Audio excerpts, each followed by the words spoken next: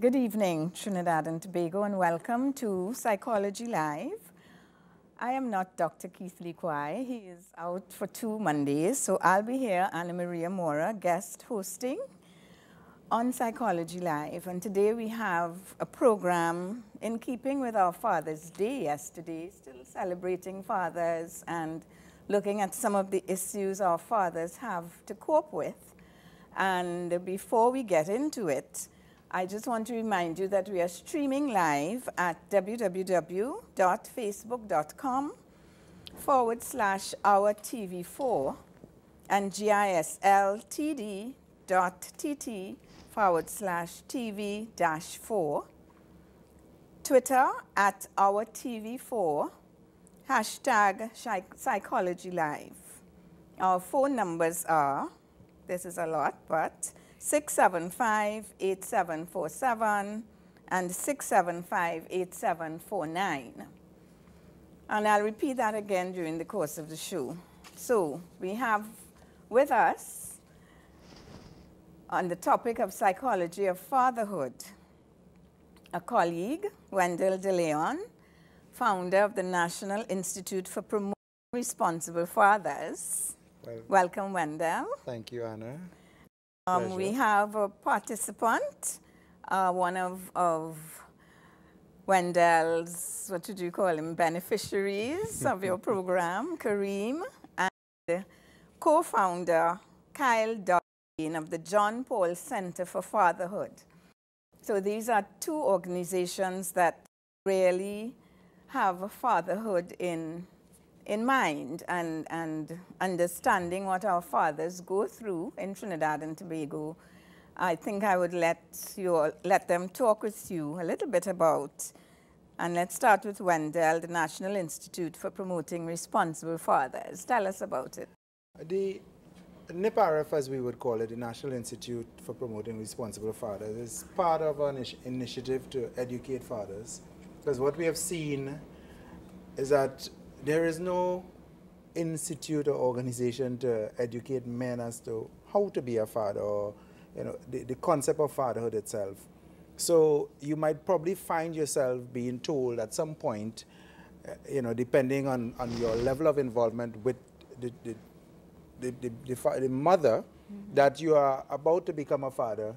It could be any time from the very onset of that pregnancy or some way after the fact. And that in itself can throw a man into a tailspin. And so the lack of information is something that, I think what pushed me to do that is studying abroad and coming back from outside and recognizing that there's a dearth of information on fatherhood. And I think the only place at the time had anything would have been Jamaica, doing some kind of, preliminary kind of work on fatherhood. So that was really, I think nerve-wracking for me to know that we don't have that. Yeah. So it meant that something had to be done. And, being outside in the U.S. and seeing so many different organizations on fathers and being exposed to that, I felt it's time that we start empowering our fathers to get with it, to get involved, especially our Caribbean fathers, when there's so much that we need to let them understand, maybe even why they're not as involved, because there's a whole historical, concept and theory behind that why our Caribbean men, particularly the African American, going American, particularly our local Caribbean men, why we are not involved, and there's a history behind that. I want to thank Kareem too for coming. I know it is very difficult for men. We have a problem with men coming and, expressing and talking and letting us know what are some of their issues and how they've dealt with it. But let me move to Kyle with the John Paul Center for Fatherhood. Kyle, tell us about it. Well, it's interesting because the same reason why I was involved in co-founding the Center on Fatherhood, almost the same feeling and drive coming from Wendell. And, in a sense, too, even with me, actually, it was my time abroad, also studying that I had this passion already about stuff with how we're going to try to do some work to help men and fathers in the society. But while I was out there, actually, I was in contact with a family psychologist who's also a Catholic priest, Father William Jarima, and he put me in touch with a place over there that was doing fatherhood work. And like you say, I was amazed to see that this, that there were all these engines running, trying to reach out to men who needed help in their call to fatherhood. And so I came back and we talked about that, our community, CTC, and we discussed the opportunity that we had and we pulled it together. And basically our work at the center is to what we say it's a three-pronged approach. We are working to try to restore, re-image, and celebrate fatherhood. Okay. So that's, we have several different programs and things we do under those three heads, either restoring fatherhood or re-imaging it, because a certain amount of re-imaging needs to be done. And then even celebrating it, because even though today we will talk about a lot of the lack, very often more is spoken about the lack than the actual ones who are out there working, doing, trying their best to be good fathers.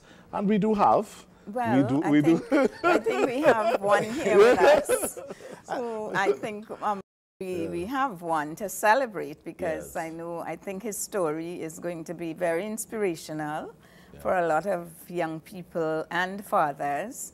He's not as young as he looks, so that, you know, we will hear. I think, Wendell, you wanted to chat with what we, and I'm glad you kind of segued inside it, you know, Kyle, because what is interesting that, yes, we are seeing the atrocities and we're hearing the stories about the deadbeat dads and what dads are not doing, and, you know, it's almost positioned that dads are, I mean, so horrendous.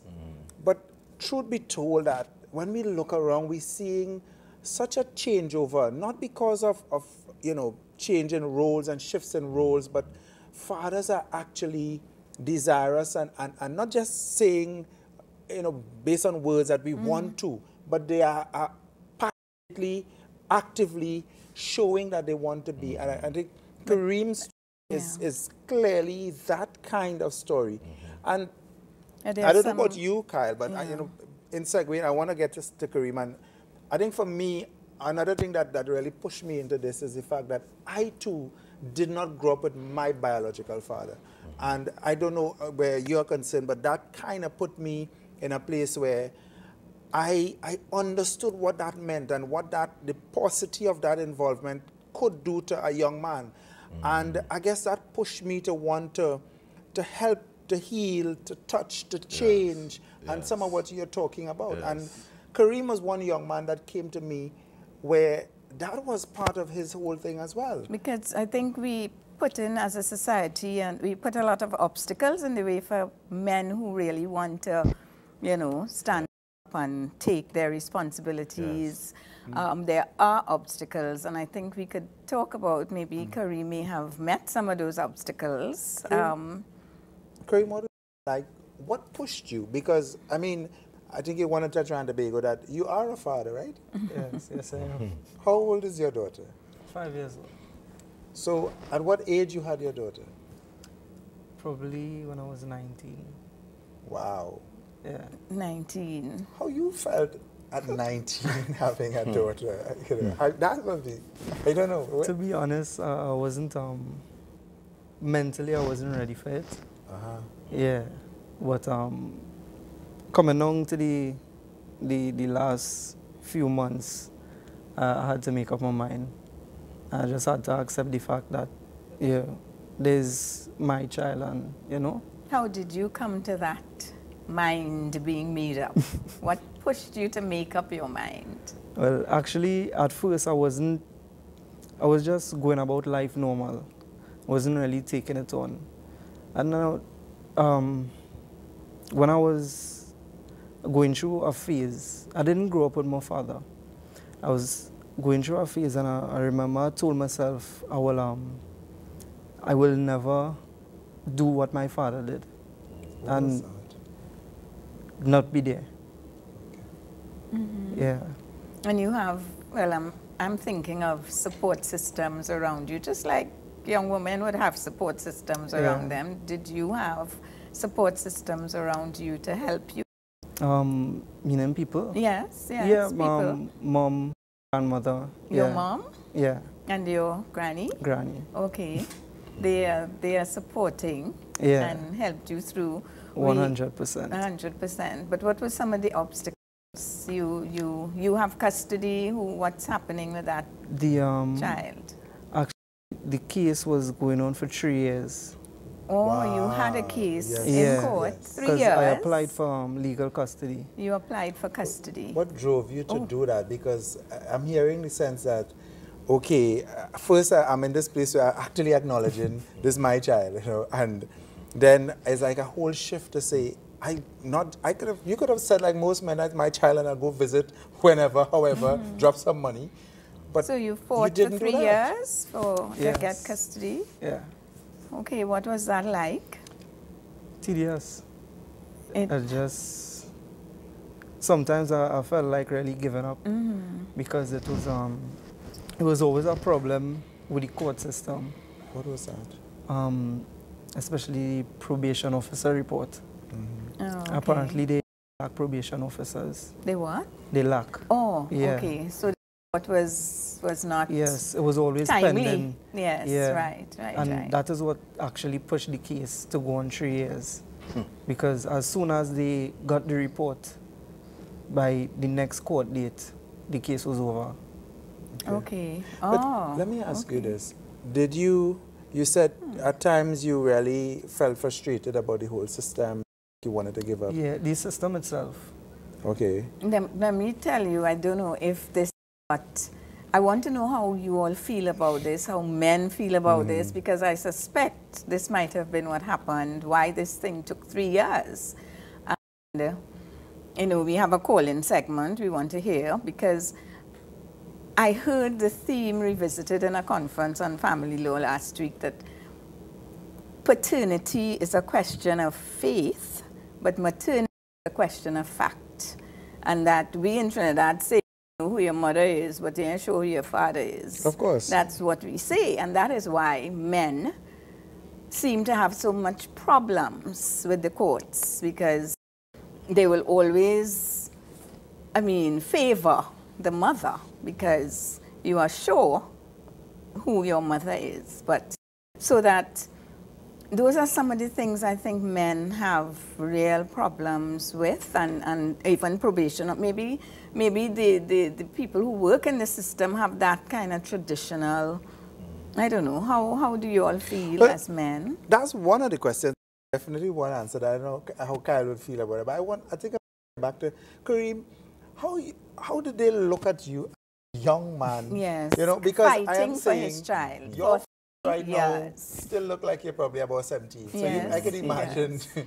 you know, 5 years ago you You had to into that face a system. magistrate and judge and all that. You had They to see face you these Yeah. people. as probably being a responsibly enough kind of individual. Did you get that feel for yourself that maybe you would have been prejudiced, or way they would have not given you the level of respect as a young man to give you the right to your child? Well, when I went to the Justice of the Peace and I applied, I spoke to different persons, and what they said is that the courts favor the mother. So that had me kind of skeptical whether to go through it or not. Okay. But eventually I just went through with it, and the first hearing... Who told you the courts favor the mother? You know, just different people who went through the process too. Oh, okay. Yeah, Okay. because apparently there are some guys out there, they apply for custody and Didn't they get- will lose the case, yeah. Oh, they lost. Okay. Yeah. And they didn't stick to it as you did. No. Okay. And what made you stick to it? What made you do that? Stick to it Well, when others... that's the same thing I said, that I will always, if I have a child, when I have a child, I will always be there for her because I know how it was growing up without a father. So, How yeah. was that? Wow. It wasn't a good experience. It really wasn't. But is this If child... you have to tell, all right, if you, sorry, Yeah. I mean, if you have to tell fathers out there about that experience, and let's say you want to appeal to fathers to not to do that, what can you say to them that this child is experiencing that you don't want that child to experience? Well, there's the feeling of neglect, hurt, you know, most of all disappointment. You know, you will grow up and this one father coming for him after school and that kind of stuff, and your father not nowhere around. There's certain events taking place, people will come with their fathers, you know, and you don't have anyone. So it is kind of, yeah. Okay. So we wanted to continue with the, we have a break? Okay. So we have a break. Streaming live at www.facebook.com/OurTV4 and gisl.tt.tv/TV-4. Twitter at OurTV4 and hashtag Psychology Live. And you will get a chance to call us because we are going to open the phone lines in a while, 675-8747 and 675-8749. We'll be right back.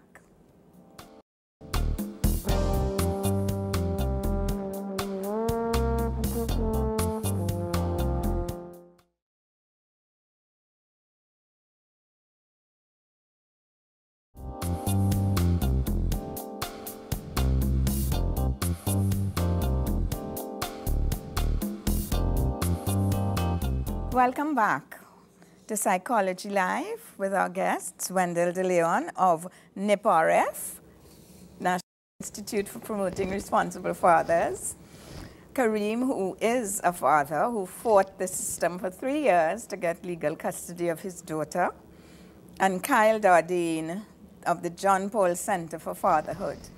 I wanted to ask Kareem, because, I mean, my concern too would be mother of child. Did you have to fight her? Did you all, how did that happen? Well, actually, when I applied for custody and she got the summons for court, she herself went and applied for custody too. Okay. So she counter-applied. Mm-hmm. So it was actually 2 cases going on. At the same time, Yeah. you felt, well, the relationship didn't work, and that was the end of the relationship. There was no way of reconciling or anything. No. Okay, and you felt that you needed to have your baby. Actually, being with the environment she lives, okay. I knew that I wouldn't want my child growing up there. Okay. It was not a positive environment at all whatsoever. And that's probably one of the reasons that I went through with it. And then you would have had the visit from social workers and probation officers. They would have investigated the situation? Yeah, that was only coming down to the last end. Okay. The probation officer report, social worker report. And those reports in court for you? Yeah. And I have to say thank you so much. But, I mean, is your baby in touch with mommy? She has some kind of... Yes. Okay. Actually, she has, every other weekend she goes down there. Okay, so... Yeah, spends time with her. So, the balance here. Yeah. Right? And you're not like some mothers do. And sorry, fathers, sorry. You know, kind of put child against parent and telling them all kind of things. You know, those kinds of things that are so not right to put children through. Kyle, have you found some of that happening? What do fathers come to you with at the center? Well, I'd say we, to put a little context, we do a workshop called Healing the Father Wound. It's done according to genders, so it's either an all-male workshop or all-female. Okay. It's the same content right through the weekend, but the male experience of fathering and the female experience lends itself to different things, you know.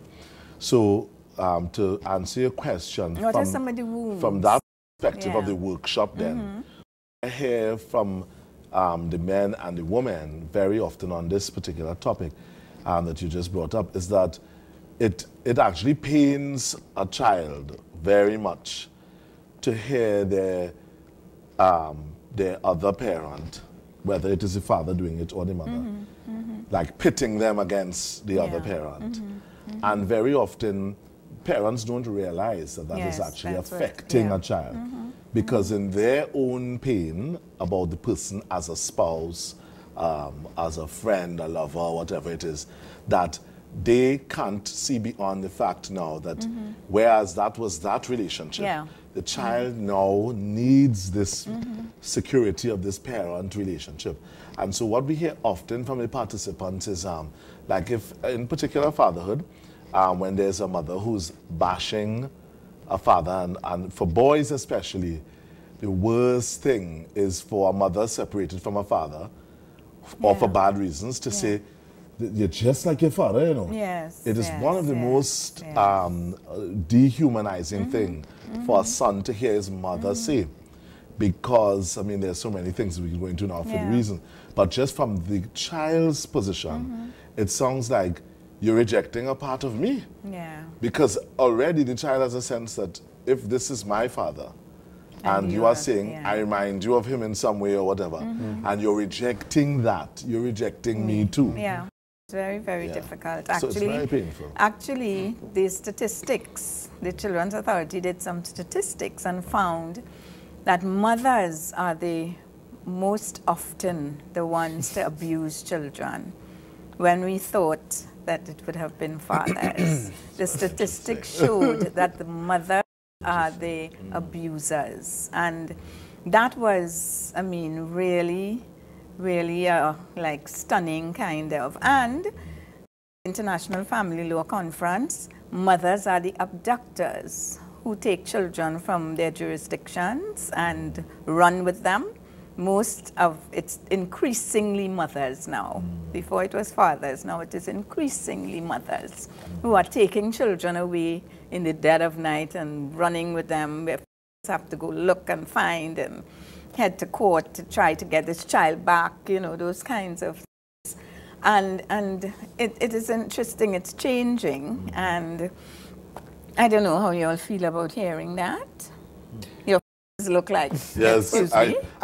No. I'm not surprised, you know. I mean, as a therapist, you see and you hear a lot of it. So it's not strange to hear that kind of data coming out, because qualitatively you experience it. You hear stories with the dads, you know, trying to get in hold of the mother, looking for the child, have to get a private investigator to look. And so it's a lot of that happening. And so the data validates some of what is already known. I think is how we treat with it. How do we get the systems, not just the court, but all the other systems, to acknowledge that if we want fathers to be involved, we have to change throughout the Caribbean diaspora. We have to change the way we do business. You know, I mean, we do, because I'm not sure. Because again, another statistic, 30% of children are born to unmarried people. They're not married to each other. And there's a problem with whether the father's name is on the birth certificate, if he would like to have some kind of visitation rights and his name is not on the birth certificate, what is his story? You know, those kinds of things. And there are a lot of children whose father's names are not on birth certificates. And maybe they didn't acknowledge the child. I'm not sure. How did you deal with that, Kareem? In my case, my name was on the birth certificate. And I also went to put, when I got my daughter's birth certificate, to insert my last name as well. So she has 2 surnames. Okay. Her mother's and mine. The mother's and yours. Yeah, in case of any, you know, legal matters, that kind of stuff. Okay, that's an interesting way of doing it. Yes. And somebody recommended that. You had a lawyer. Yes. Did you have a lawyer with you? Yes. Okay. Okay. Good. Well, I mean, there's another issue when we're talking about parents who are not married with children, and there are some men who have children with more than one woman, and he might decide to marry maybe the fourth woman, and that woman, I mean, I've had clients who have had issues because the woman does not want the husband to take care of the children he has had with the previous woman because they still feel that he is with the mother of those children. So those children are very needy, they're resentful because these children of the married relationship getting dropped to school have the fancy brands, and the father is not allowed to even provide maintenance or take care of the children. I'm not sure if how would you help fathers through this to acknowledge at least we have to look at, and human rights says, the best interest of the child and not take all of this personally. You have to focus on the child. So if that child needs his or her father to take care, you know, you have to do the maintenance thing. You must, even if you have 3 women with children, but you decided to marry this last one. I mean, those are some of the things that you might have to deal with. I'm not sure what's going on in your future, but these are some of the things that we have to attend to. I don't know, Wendell, what you think? With that, definitely, and I've seen a lot of that. And what has happened inside there is, I remember one client actually almost a year and some of couples therapy to get the woman in particular to get to a place of acknowledging that, well, you have a responsibility, yes, but why do you have to go there? Or why should you even interface with the mother? And the man is saying, well, yeah, but I have to. What about medical issues? What about, you know, school and other kind of responsibilities? And those things are so real because in our Caribbean society, they are very real. I mean, the fact that men may not go and get married to the first woman they have a child with is very real.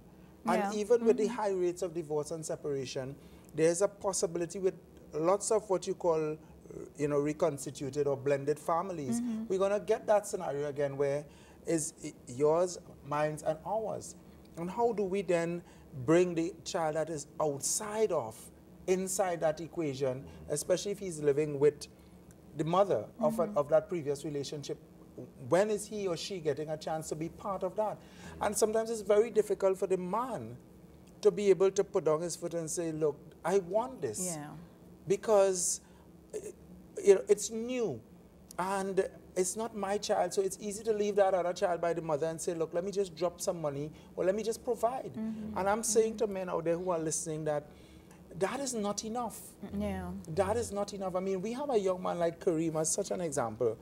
I mean, when I hear and working with Kareem over the years and understanding his frustration, understanding all that he would have been through and seeing his determination to stay the course, I mean, there are times... And understand too that, okay, that relationship didn't work, but there's a child whose interest I have to look, the best interest I have to look after. And working at it and making sure that her best interest is attended to. And I think you put the right emphasis there, you know, that the reality is that the child must always be put at the center, as first. and the best interest of this child.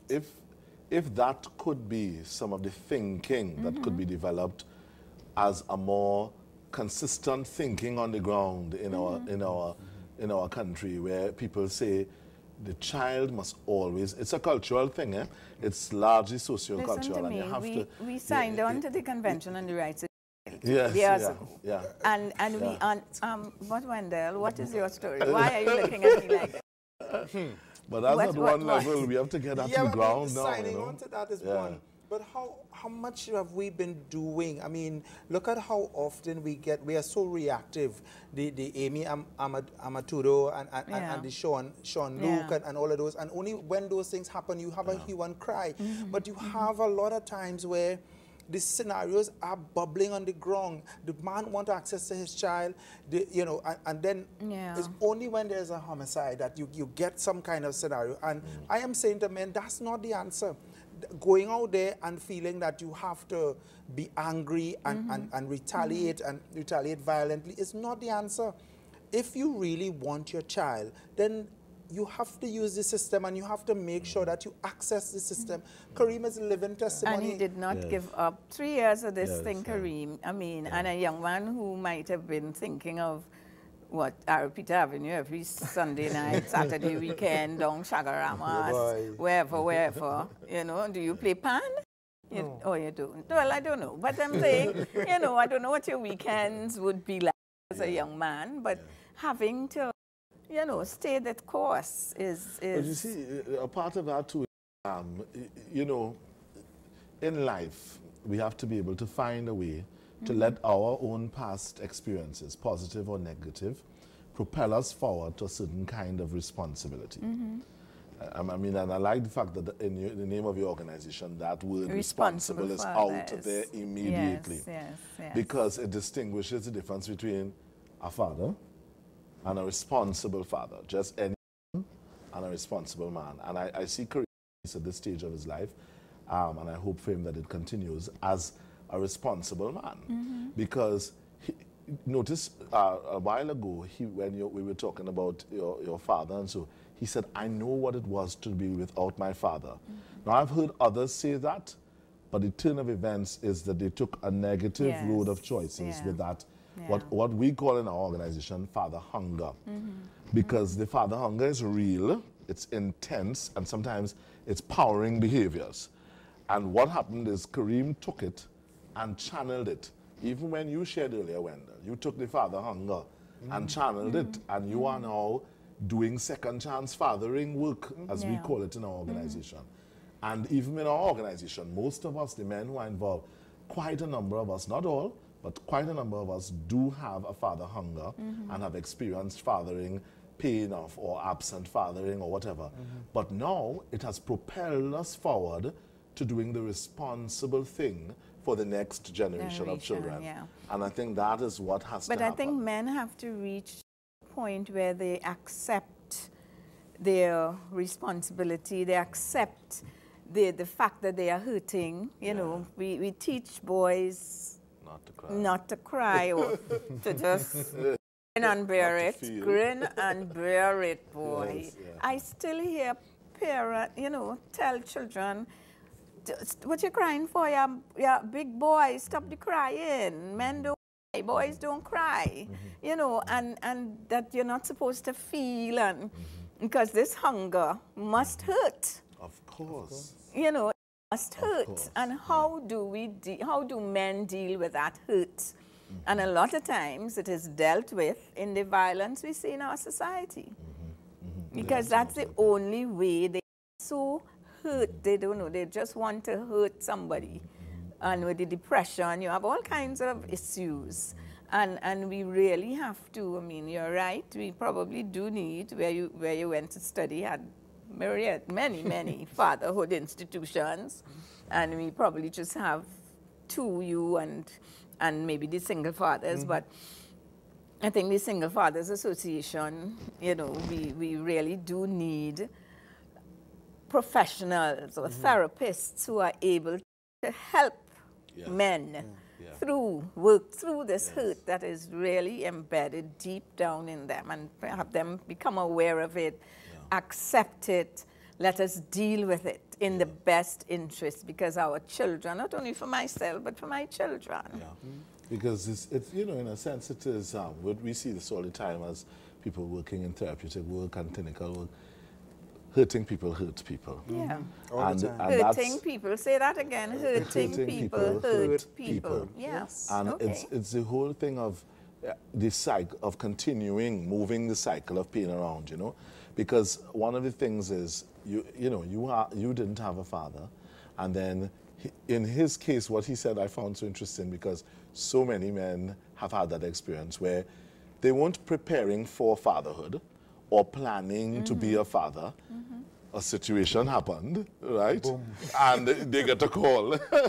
And so what happens? Life showed up on your doorstep as calling you to be a father. Yes. And the anxiety, I think, that comes up at that moment, wouldn't you say that? Yeah. They like, what? Yes. I'm going to, and you're telling yourself, but I haven't really been prepared for this. And then you start thinking of your own pain that you went through and everything, and all that could come up. But I think compounded to that now are some of the women that you're talking about. Well, we'll come back to that. Yes. And we now have a break, and we'll be back in a while. Our phone numbers are 675-8747 and 675-8749. Give us a call. Let us know what you are thinking.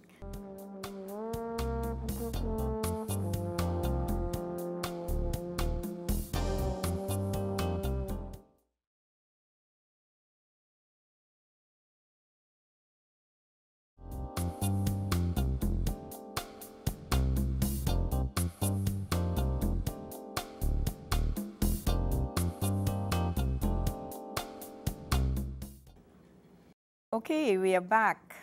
Kyle, you had a point you were trying to make. I heard you say woman. Yeah.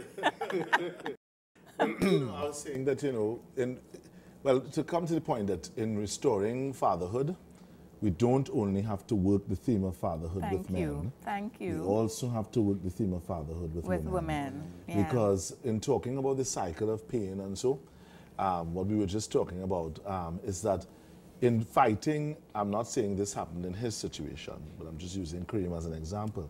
A young man like him who says, no, but I want to be a dad, I want to take care of my child. The wife, well, the girlfriend or mother or whatever, or maybe not even girlfriend, but just mother of the child, might decide to fight him, thinking she's fighting him. And sometimes she's fighting from her own wound, her own pain of fatherhood. We have a call. Okay? So let's hear what's... Hello, good evening. Hi, good evening. Yes. Good evening. I am watching your live stream from Fort Lauderdale, Florida. Okay. And it's very interesting that I just bumped into that today. It is a very sensitive topic with me because I am a grandmother of a young girl. She's just a year old, going to be 2 years old. And my son wanted to be so much in her life and has been denied that opportunity until recently. And then there were allegations of the step-grandfather molesting her 5-year-old sister and her. And we went to the police, and we took the kids out of the house. They're supposed to see a psychologist, etc. The mother had a psychotic meltdown because the entire family turned against her because she reported it. She snatched the kids from the house in a very, she was very upset and unstable. The police saw that when they came to the house, but yet told us that there's nothing they could do with her snatching those kids because they're her children. And my son is like, well, it's my daughter. I don't want my daughter to go back into an unsafe environment. And there's absolutely no support. This happened about 6 weeks ago. Right now, it's been a month and we don't know where the kids are. And nobody's helping.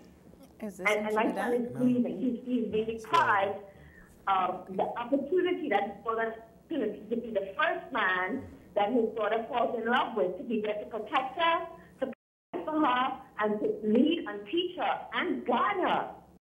And it seems like you were saying earlier, the way the system is mother's baby and daddy's maybe. Yes. And they deprive that. Even at the hospitals, when people have to have babies, my son is 38 years old, they never allowed his father to be there with me in the hospital when I was giving birth. And they still do that today. And that is ridiculous. Well, we do understand. Now, you're in Fort Lauderdale. Is this happening in Fort Lauderdale? No. This is happening in Trinidad. Oh, but you... Okay. In Fort Lauderdale, it would have been a different story. Yes, it would have been. It's happening in Trinidad. Wow. So what do you think you want? Any kind of... Maybe we could ask the dad to get in touch with one of you. Definitely, we could probably send a call out so that, extend our contact information so that he can call either myself, Kyle, or one of the organization, and we can then Yes, see I'd how. love to get a number where I can call someone. That would be great. Okay, we can call. I can give you my Yes, number on air, Wendell, 752-3069, Did you get it? Can you repeat that, please? 752-3069. And that is who? Wendell De Leon. That's the Fatherhood Institute that you'll be calling, one of the contact numbers. Kyle, do you have one? You want to give this one? There's another one that, because it's good to have choices. So we have Kyle Dardane of the John Paul Center for Fatherhood. Could you give her a number? Yes. Our center's number is 355-4420. 355. 4420. Yes, yes. Okay, it's the John Paul Center for Fatherhood. So he has, you know, you can call both, and maybe his spirit will tell him this one or that one. Not so? Yeah. Okay. And have him All right, really I really do appreciate it. great. Thank you. Thanks for calling. You asking a question? Yes, do you have another question? No, I don't. Okay, I really appreciate the thank you for information. calling. Thank you so much. Thank you. Okay. And you know, I think that is a clear indication that we have I think we have to yearning, stop a this. need. Mother what did you say? No, mother's baby, father's maybe. Because men, you see, we have to come to a I place want where to know, how could we stop that, that thinking? because at the end of the day, we have to recognize and respect that the father has a role and responsibility, and not because he's just, you know, he contributed only the sperm, he has a limited access. That is part of the smart DNA. Let That is me part hear of what his. Kareem, how you heard you, she said the same thing. Mother is what? What it is? I know it's, you Mother's know, baby, I know. father's maybe. I know you know who your mother is, but you know who your father is. But anyway, yes, Kareem. On that aspect, I don't think that that it doesn't don't make sense to me. Do you It think we really can doesn't stop? make Because sense. listen to me, this is a very old kind of archaic view of life, and trying to be moving into the first world status. We want first world status. And for first world status, we have to change our thinking. And so much. That's the attitude towards, because, and one of the things I'm saying, we have to change the way we do business. When I started, let's go to, how do you want fathers to get involved? Go to the simple thing as the toilets. Where do you have toilets that in a male bathroom that would Yes. facilitate a man changing a baby? Few places. And Or we need taking his daughter. this is my point. He has to ask a woman to go if in she the can female take toilet. with his daughter. I heard a man complain that Yes. the other day. These are some things that are real, on the ground things, you know. So if I'm caring for my child and I'm going out, so this is my time for with my daughter, where do I go if I have to do the full care? Yes, and even that's where the hospital talks about again. You can't go into the maternity ward to see your daughter because there are other women there. I'm not going to look at any other woman. I go to for my child. You know, and those limitations are, we have to remove them, because again, it puts a certain amount of power around it's the mother's baby. So everything is all about the mother and making the mother happy. What about the man? What about the father? Isn't he a part of this child's life? Shouldn't he be given some level of responsibility? You want it, but then when the man is stepping up to the plate, how are we opening our arms and say, here it is? You know what I learned at that conference? That if your rights are being violated and there is no system around to deal with it, you can actually write to the International Criminal Court that deals with human rights. You can actually send your complaint over, because we signed on to the convention. That's interesting. Yeah, it was so interesting. We signed on to the convention so that you could take it there. It is serious. A lot of iron has to happen. There's a lot of fixing needs to happen with eye. Yes. We've been talking about that. For the mindset to change, a lot of women can't say men need to change. Yes, men need to get their story together and leave and exit themselves from it. Men can't say, well, it is her problem or what. It's every each person has to say, how can I try to fix me? How can I, you know? And then together, as you say, we have to put our heads together. How do we could do it too, you know? Because systems-wise, as you say, there are a lot of things that systematically really deny your dignity as a father. Yes, and against young men taking, there are many who would like, as Kareem did, take up their responsibility, but they meet obstacles. So let me just, Kareem, what would you tell young people? We're coming to close up. What would you tell young men, or even men, because that gentleman is 38 years old and having some issues? What advice would you give them? I shouldn't say if, you know it's your child, you should take responsibility. No matter what it measures, takes. You take whatever it takes. Do whatever it takes to and be there for your child. Okay, great. Well, gentlemen, we've come to the end of Psychology Live for Monday, June 22nd, and I really do want to thank you all for coming in and sharing your thoughts on the National Institute for Promoting Responsible Fathers. I think people would have heard the numbers earlier. And the John Paul Center for Fatherhood, and Kareem. Kareem, let me say thank you so much. And I'm really, really proud of you. And I am sure you have inspired some young people there. And thank you very much. And tune in. We have a repeat tomorrow evening, 8 to 9. And thank you again for viewing Psychology Live.